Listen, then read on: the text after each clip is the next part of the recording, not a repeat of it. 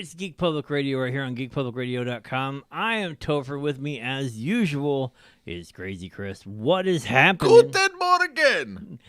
What is up? A little bit of a snafu when we released the video thing for Thursday. It tended to be a little bit early. Yeah, and that was cute. Waking up and going, oh, we posted something. We posted it already. Neat. Okay, cool. Just a little technical difficulty. Scheduled release and just, AM, PM, stupid. Yeah, it's always like little oversights like that. But man, how the heck are you? You doing good today, buddy? I am not doing very bad. There is construction on the building next door, so I have been fighting for the last 3 days as we've been coming in. It's like, come in a little bit later because we're trying to avoid as much construction background noise as possible. Concrete saws and and blowtorches and the drill, and drill, yelling. baby drill. So and the yelling and cursing in multiple languages, which is mildly comforting to me. But as Topher has alluded to, I'm Crazy Chris. We of course Geek Public Radio. You can find all of our awesome content on geekpublicradio.com. Make sure you go and check that out for yourself. If you are watching this on YouTube, please consider liking and subscribing the video. If you would, please, I would very much appreciate it, and as would Topher. That way you are appraised of all of our new releases, all of our content, and we are trying to stay as topical as we possibly can, trying to bring you all the latest and greatest geek news from around the world. And as we can, meeting only a couple of days a week because, everybody has a day job. Yeah, that's a thing that happens around here. We actually do have to work. We would love to get to a place where we don't have to do that anymore and that this would be our only livelihood. But in order for that to happen, you guys, if you want to continue to hear our lovely voices, you guys would have to be liking, subscribing, and doing all that fun stuff for our channel. So, anyways, without further ado, man, we got some cool news to talk about today. Topher, what'd you bring to my table, man? Yeah, I don't know if it's cool. I think it's cool. Valve, the guys behind Steam, have decided that they've implemented new rules for those games that come in and are being developed with AI, and that's that's not talking about the AI in the sense of like your guys running around shooting people and whatever, like the bots AI and all of that. Specifically, this seems to be AI art. Art, program, code, right, music, all of that stuff. So under these new rules, and with people, just they're requiring is that you disclose, like if you used AI to make the code, you help with the code. If you use AI for the music, AI for the imagery, any of that stuff, you have to disclose it. But that means the vast majority of AI, according to The Verge, is readily available to be put and platformed by Steam, which is great news for us. I mean, it literally means that we wouldn't have to pay outlandish amounts of money to help somebody develop our video game. Yeah. Right. So, I mean, that's why I said I think this is cool. This is great news. We can master AI and we'll be good to go. Okay. Listen, this is one more thing for you to tackle. We're jacks of all trades around here. Like, we've got this, man. No, I'm the jack of all trades. He is the guy who says, this would be cool. Yeah, I'm that guy. But yeah, so it does look like just as long as they are disclosing that artificial intelligence was used, that this is going to fall under their legal terms of use and their legal terms, the fair use and all that good stuff. I'm not too upset about this personally. As I've already alluded to, this I think will help a lot of creators get some of their ideas out there, and especially a lot of aspiring creators who are not going to have that level of capital or investment to produce a game, or they now have the opportunity to put an idea out there with help and assistance from readily available tools. We talked about this before. So my question is, and of course you have to go through and say, hey, we use this, yada, yada, yada. So if somebody comes up and says, that code you used for the HUD was ripped off of this game over here. Right.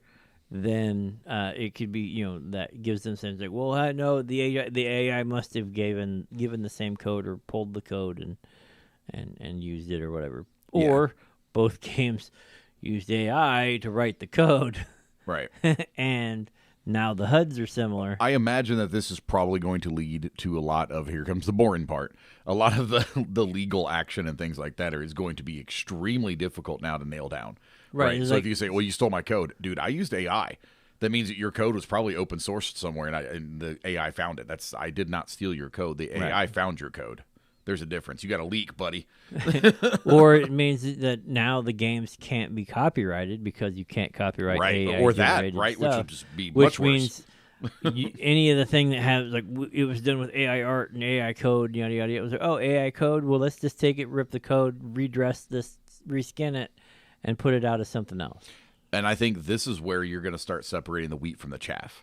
I think this is where unique storytelling is going to start taking a center stage again instead of just rehashed and recycled content a la Madden 24. Because let's just be honest, the entire Madden franchise, Call of Duty, Battlefields, all of those are just NBA 2Ks. All of those are just reskinned. That's it. They're running the same engine, and all they did was slap new players, new logos, change a little bit of the specs, and that's like, okay, cool, here, we're ready to go.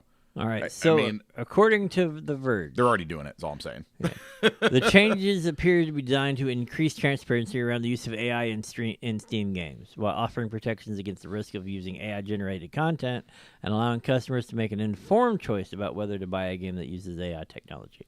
But this also talks about live AI, which means you're running into the game and your bots are having a direct relation to you, whatever. So it's like it's actually pulling live, and we've seen that with some of the mods or whatever, where you in Skyrim, you can have an AI companion, right, and use voice chat and ask them and have conversations with them, and they will turn and answer you and all of that. There have been a couple of mods that have been released for that, and they're actually really kind of cool.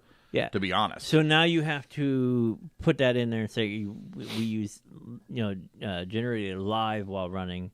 I feel like this is just natural evolution for AI in video gaming, right? And I don't.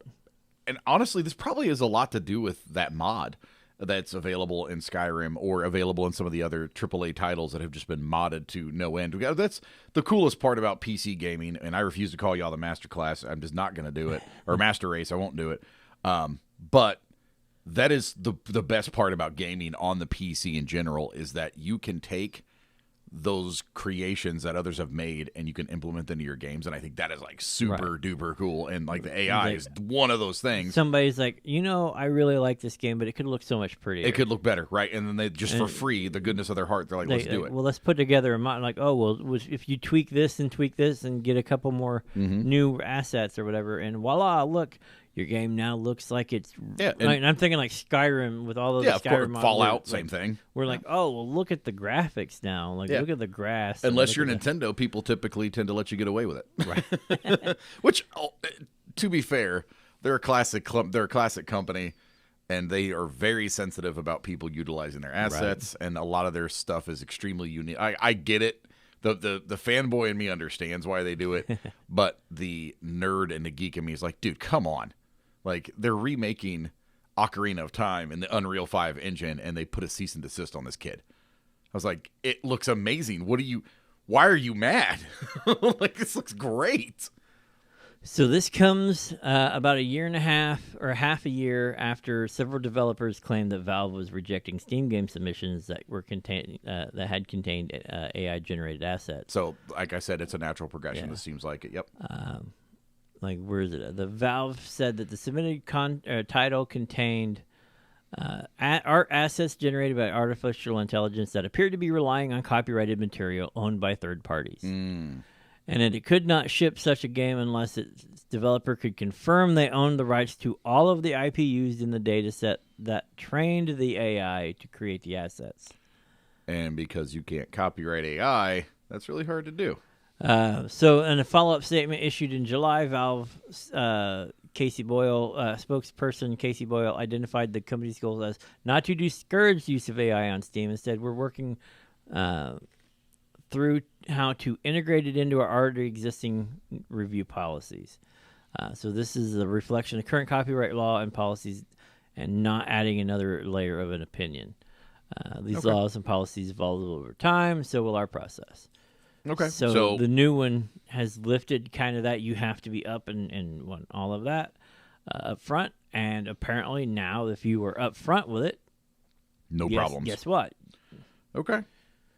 I can see the downfall of this. I can see the benefit of it too. So I don't know. Time will tell, I guess, whether this is going to be. It kind of goes back to the because this is where my brain went the other day when we talked about Magic the Gathering. Yeah. You guys should check that video out too. Where the artists were talking about using AI for generate the background while they do the front. Mm-hmm. Like you can literally generate a background for a platformer. Yeah. Put the textures and stuff in and do all that stuff. So you don't have to worry about the back. The background's already done. Right. And now all you have to worry about is the foreground. Rather than using a generic skybox. Which, like I said, would help us out on our game. Right. Because that's, that would be freaking brilliant. Be perfect. Would solve a lot of issues, honestly. But anyways. But honestly, now anymore, what is the difference between using AI and going to Fiverr and getting a template game? Because those guys produce. They're like, oh, you give me $100, $200, I'll give you 4 levels of a game, yada yada yada. Yeah. They're not generating this. They're putting your assets in, all of what they already have. Mm-hmm. They're tweaking it a little bit, and voila, you have your own 4 levels of your own game. Yeah. That's going to be the same as every game they put out, because they're not putting in new controls. They're not doing especially if you go and say, I want a 2D platformer. Yada, yada, yada. This is the idea that I'm going for. Okay, cool. Boop, boop, boop. There you go. Right. And I don't really feel like there's a giant difference between them. I don't. You're just utilizing, you're cutting out the middleman, which from a business standpoint, that makes sense. You don't want to have to pay anybody any more money than you have to pay somebody. Well, it gives people who don't have the money to go in. Right. Who are like the kid. As we talked about previously, The kid who's sitting there with the most brilliant ideas ever, but no money. He's like, oh, if I could totally do this. I don't have the ability to, I don't know it's not turning out right.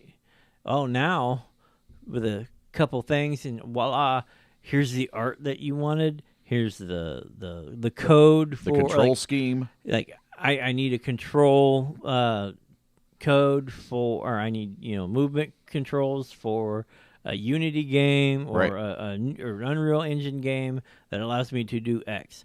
Whoop. Okay, we'll copy that in and kind of tweak it, make it whatever I want to do what I want. Okay, well, heck, that cuts it down from having to have 14 people on a development team to one guy can do it by himself. My God, the callback was good. I will 100% give. If you guys do not know what he was referencing, you guys need to check out our prior videos on. Geek Probably not, because nobody watched that video. Which is YouTube you guys hid. Yeah, that you guys should go check out that video if you can. It's very specifically, it's about Nightmare Forge getting hate. You guys should go check out that video so you know specifically what he's referencing there. You guys get the inside joke. You'd be one of our followers. It'd be great. But yeah, let us know what you guys think in the comment section below, man. Do you think that this AI generated art and some of the code and things like that is going to be good for the direction of gaming, or do you foresee some bad things that are coming out? Just talk about it in the comments, man. Let us know what you guys think. Of course, we'll retain our own opinions, but that's not to say that we won't change them based on new information, man. That's the greatest part about media. Is right now, I'm kind of blissfully. All right. Yeah, I'm happy about it at the moment. I foresee some of the bad. I can see it, but I think overall to be good. Like I said, I'm not opposed to AI in general. I think adapting to it and utilizing it, getting in front of it and using it for our benefit, I think that's what's going to bring us over the edge, and I think that's what's really going to make it much better to use. And it's not Skynet. It's not going to take over the world. It's not how that works. All right. Anyways. On that note, I am Topher. I'm Crazy Chris. And we will see you in the next video right here on Geek Public Radio. Peace.